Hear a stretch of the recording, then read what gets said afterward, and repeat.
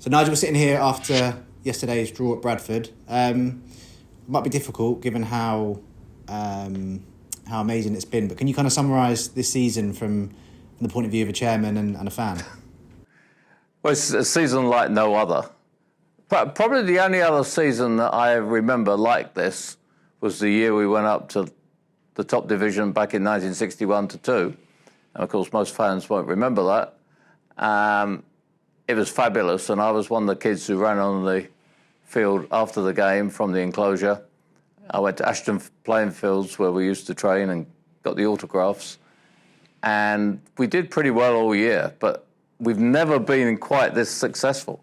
We've been up the top, and being top and being number one is difficult. It's like running a race and you're half a lap ahead and then people suddenly get closer. So we've had to withstand that, and Rich's leadership and the coaching staff, they've been very united. They're a fun group. I've enjoyed my relationship with them, all of them. And then we've had a group of players who are unique in many ways. And I think the combination of the coaching staff led by Richie, and I should also say Martin Ling's contribution, which has been fantastic through the last 6 years. And people always think about the first team, but he's built a women's team from scratch. We've had a great record with the academy, and he does a lot of work in between times, you know, talking to people, helping people. He's very good at solving people problems. So he's made a huge contribution. So I think it's been a team effort all the way around. The fans have been fantastic. And I think it was summed up yesterday by the chairman of Bradford, who thanked me 3 times for how respectful our fans were of the fire that they had to commemorate yesterday at Bradford. We got a great group of fans. They've travelled fantastically, and I've enjoyed talking to them on trains, buses, and all kinds of weird places. And we look forward to having a good summer break and looking forward also to next year. Obviously, there's been a lot of talk, especially in recent weeks, about the 6-year plan that was initially put in place, which has now been completed. Looking forward, is there a new plan? Well, it's interesting. The 6-year plan was actually Kent's idea. We've been working on a new 3-year plan. League One is going to be more difficult. They've got some big teams, Derby County, for example. And then I think we need to recognise we need to consolidate, but we've got to face some of the challenges we have.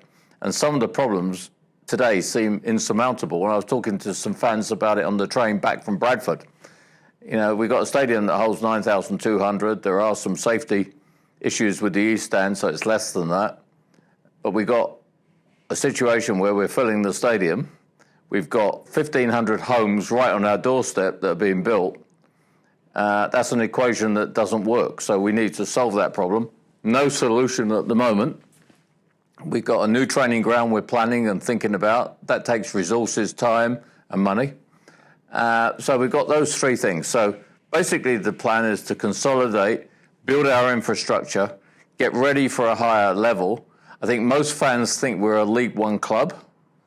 We have to consolidate as a League One club and then plan for how we get out and go up to the Championship, where I want to remind everyone we were effectively, it was called something different, a Championship team for a long time in the 70s and 80s. There's obviously different ways and tactics to go about improving the club and consolidating, but kind of mentioned in recent weeks, so there's going to be a competitive budget next season and the chance to try and help the club grow a little bit there as well. Yeah, I mean, if you actually look at the budgets for this year, there was a few teams paying, you know, over 10 million in terms of playing budgets. And most people in League One weren't paying anywhere near that, were paying, many of them, far less than half. So I've always believed you have a very competitive budget. And by the way, just to be clear, it's not going to be a 10 million budget. So let's face the facts. But if you have great coaching staff, if you use all the tools of analysis, everything that's around in the modern world, you should be able to overperform your budget. And that's what we're going to try and do. We're going to try and develop players, bring them through. Hopefully we'll bring back most of the players who were successful this year. That's the goal. We've got a manager that we hope to keep. We've done everything we can to keep him. I think he likes being here. certainly his dad tells me that Richie likes being here, so that's good. And, we think Richie's a real talent. I think we've got some very talented coaching staff. So I think we're going to do everything we can to get in that strong position in League One. I think the icing on the cake or the gravy will be a cup run. We haven't had a cup run in the 6-year plan, so we need one because they call it football fortune. And we haven't had the football fortune like under Barry Hearn's leadership. We had the 2 games against Arsenal. We had the equaliser in the last minute. Then we went to the Emirates to play the replay. That's what we need. So good progress in League One, a cup run, and gradual development of our infrastructure are the goals. Just finally, I know you mentioned earlier about the fans at Bradford, but can you just kind of reflect on the support this season and how amazing it's been to see the club so unified? Well, the support has been staggering in every single way. I mean, the away fans have been magnificent. They've gone in huge numbers, and yesterday it was 1,900 and something, and they were very loud. The Bradford chairman afterwards thanked me 3 times for the way our fans acted because we commemorated the death of the people who died in the Bradford Stadium in the 80s, 85 I think it was. They've been loud everywhere they've gone. They've been fun. We've got a very knowledgeable fan base whose expectations were probably beaten like mine this year.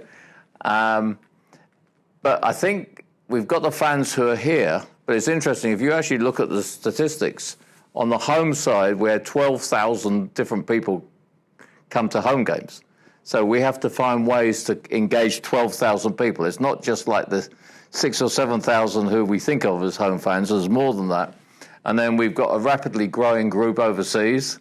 I'm amazed by how many fans follow Leyton Orient now outside the country. And we have to continue to build that opportunity through streaming. We've got our international fan clubs have been set up. I think more and more people are going to come to London. I think our progress on all this got held back by COVID because we went 2 years where people couldn't come to London. People are now realising you can get to London very easily. I mean, I've done it twice in the last 2 weeks. From Boston, it's only like 5.5 hours. And there's a lot of cheap airfares. So America's a great base for us. We've got a lot of good fans in Ireland. We've got fans in places like Australia and the Middle East. So I think we have to remember all these groups, do a better job servicing them. And one of the things that I think we truly have to do as a club is improve not only fan engagement, the level of our hospitality, the level of our catering. Coming from a food service background, you have to improve all the time, and I think we should do that for our fans.